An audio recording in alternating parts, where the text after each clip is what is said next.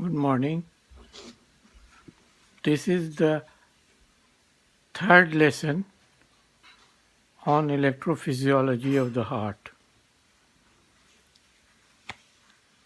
Now, we have already discussed about the paper, ECG paper.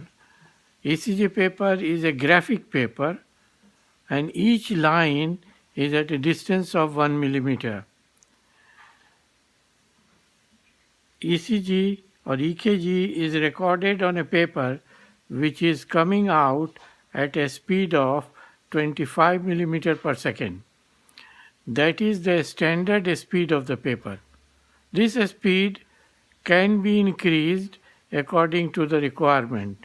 So speed of the paper, although for a standard recording it is 25 millimeter per second, but it can be increased according to the need. Now on x-axis, that is the horizontal axis, denotes timing in second, while on y-axis, that is vertical axis, denotes the voltage. Now you should remember one thing: before you take ECG recording, you must standardize your machine by calibrating to 10 millimeter height, that is 10 millivolt, 1 millivolt or 10 millimeter. You can standardize your vertical axis. Horizontal axis, 1 millimeter horizontally is 0.04 second in timing. The baseline is the horizontal line, which is also known as isoelectric line.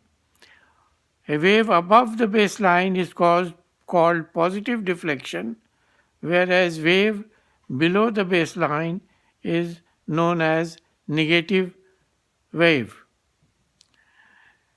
Now, a useful point to remember, that is, direction of deflection depends upon two factors. The direction, that is, the direction of a spread of the electrical force or direction of depolarization, and second is the location of recording electrodes. In other words, an electrical impulse moving towards electrode creates a positive deflection, while impulse away from it creates a negative deflection.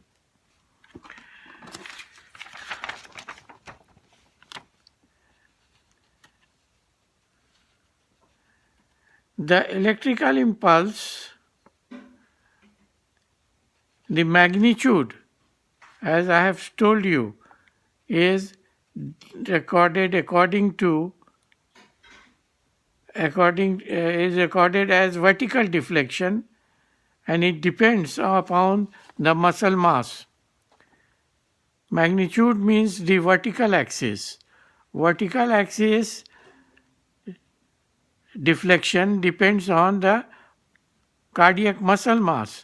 For example, ventricular muscle mass is more than atrial muscle, hence QRS is taller than P wave or PQRST wave. Atrial activation, that is direction of the spread of the impulse, is longitudinal. That is, it means from above downwards. Due to increased atrial activation,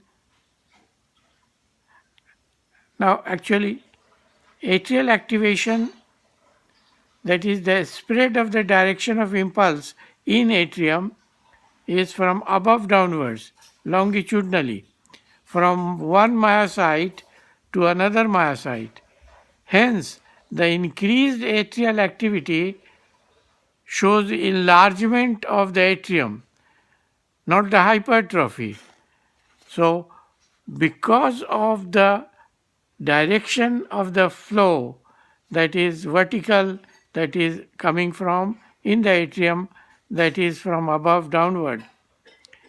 It will show only the enlargement of the atrium, not hypertrophy.